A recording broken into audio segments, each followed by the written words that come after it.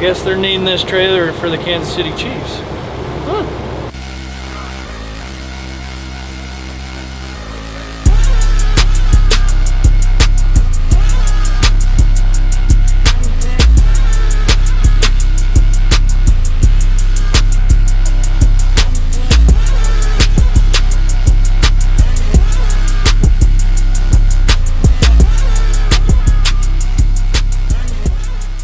Fellers, welcome back to the channel. Thanks for checking it out. Another epi. This one's gonna be a little bit different if you can't see by the title. We're gonna talk to you about why the semi behind us that me and Will are fixing to get in is no longer a part of our operation here at SciCon, and talk about what the trucking market is doing and the volatility of that market and that industry, and why we're choosing to do what we're doing. So come along with us. Will, Tabo's with us.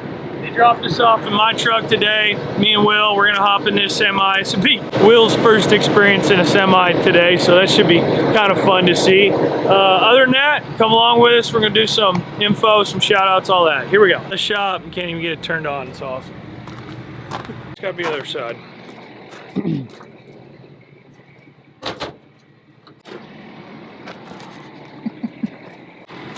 That's the battery box, I guess. Oh, you already got it open? Okay, cool, I'm done. Let me go get a jumper or something. Thank you for coming along. Like I said, we just hopped up in this lease purchase semi. Well, this is the third different unit on the lease purchase contract that we've had. Lease to be desired, let's put it that way.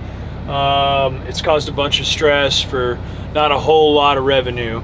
And right now we need to be concentrated on things that we have in front of us, the municipality contracts and whatnot. Other than that, we just hopped in the truck here. We are in Springfield. This is where the truck broke down at, and this is kind of where everything kind of ceased.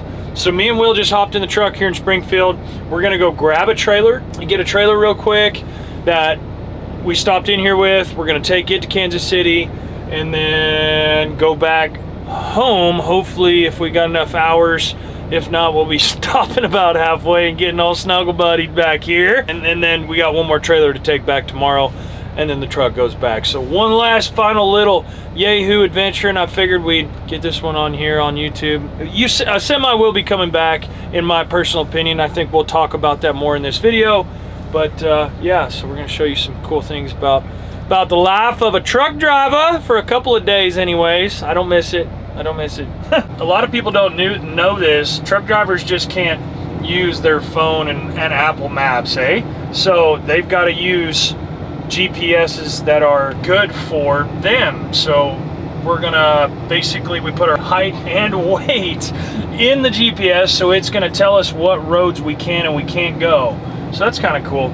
But if you guys got truck drivers on the road, make sure they got a good truck driving GPS, so maybe some of those ignorant mistakes don't happen, eh? Yeah, look at that angle, bro. That looks great.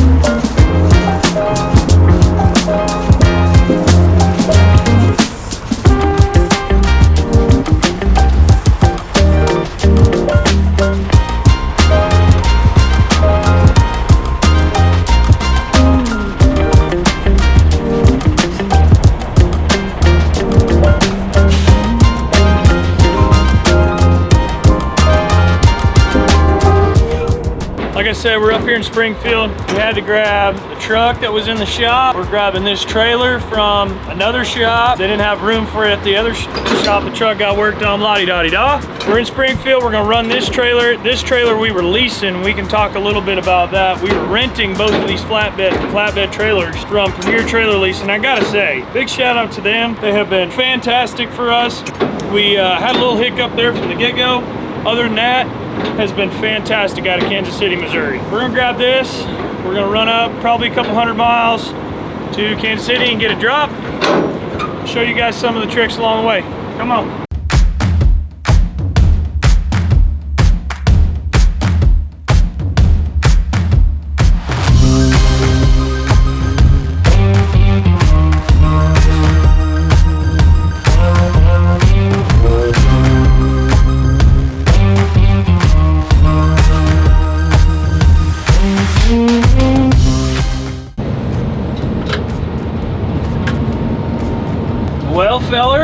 let's talk about trucking.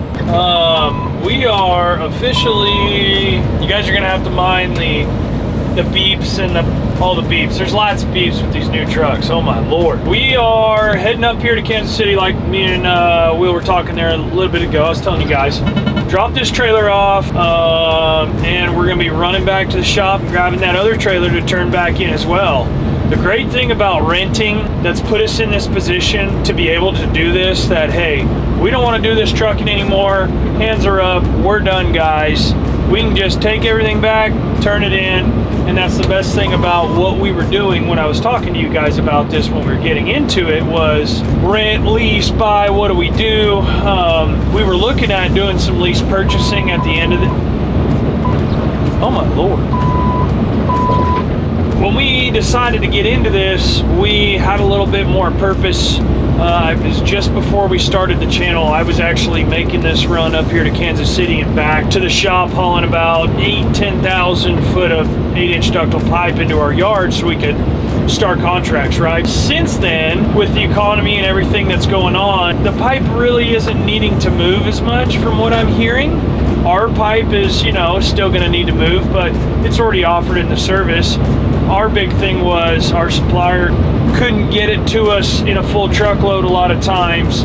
So I built this truck to essentially help them during this crazy time of supply and demand, right? Every supplier was out of supplies. Every contractor was in crazy high demand. So I was trying to take care of us. So that led into 3 months go by.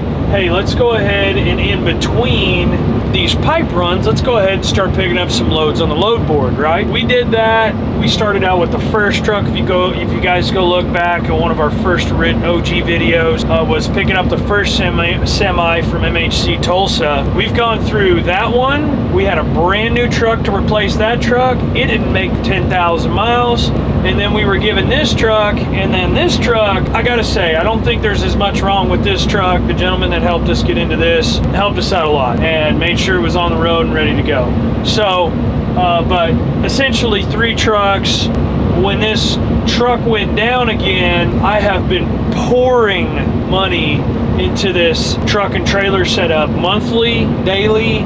I had guys on the utility and dirt crew needing things, and money was tight. People weren't paying, as you guys have seen in the last video. Had to do something, so we shut it down. We're taking the truck back. I can get rid of that truck payment, get rid of these trailers back. I got one going back today, one going back tomorrow. Get rid of those payments. Other than that, there's absolutely no freight. There's zero freight. And why is there no freight? Because nobody's buying consumer goods. I mean, I can go off into the political sense as to why that's happened, but your normal consumer goods that in the last 3 or 4 years are the flat screen TVs and the laptops and the phones and everything that we were buying in excess because everybody had a little excess money is no longer there anymore. It's not. You have less money just to feed your family. So it's hard enough to go to the grocery store and spend $400, $500 to feed your family for 2 weeks. You don't have as much money to buy the things that you quote unquote want. So eventually, obviously, that trickles down into the transportation world. So there's not as much freight on the road for these trucks to grab a hold of and move, essentially. So it's hard to keep a truck on the road with freight. It's hard to keep a truck on the road with fuel. It's hard to keep a truck on the road with all the new features and diesels and emissions and everything else. It's honestly crazy. So we were trying to start it up right here at the first beginning of this year. You know what? It just didn't quite work out right now. Not saying that you won't see a semi or a lowboy or a flatbed moving here in the next year or two for us, but right now isn't the time.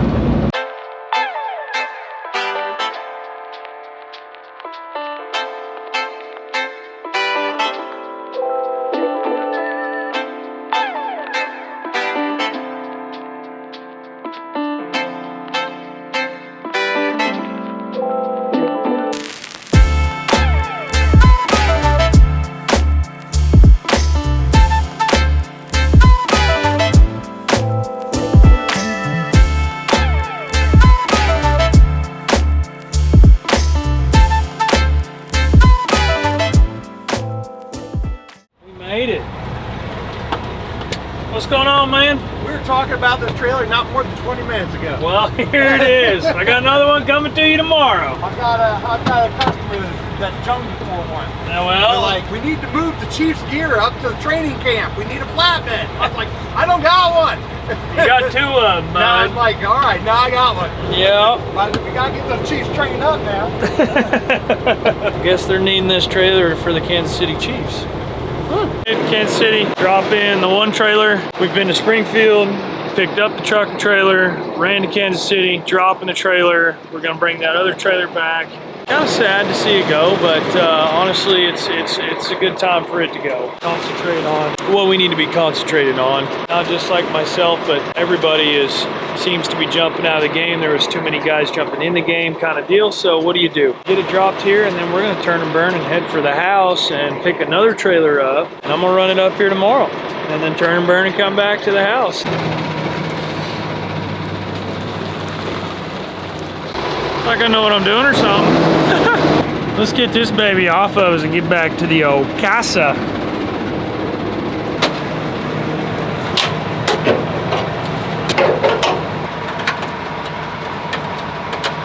Keep them all tied down nice and neat. Here we go. Oh, rookie move here. Always leave yourself enough room to operate your trailer. See that?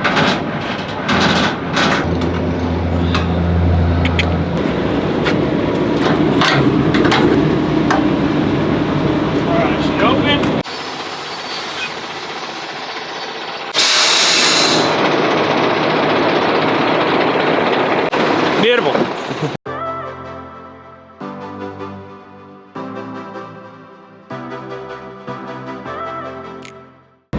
Will makes a good point. It's you business owners out there, you know, being in the utility game. We started dirt operations on January 1st to encapsulate hopefully some more contracts that we were losing out, right? We've got the dirt dump trucks. They've been a necessary evil to our operation.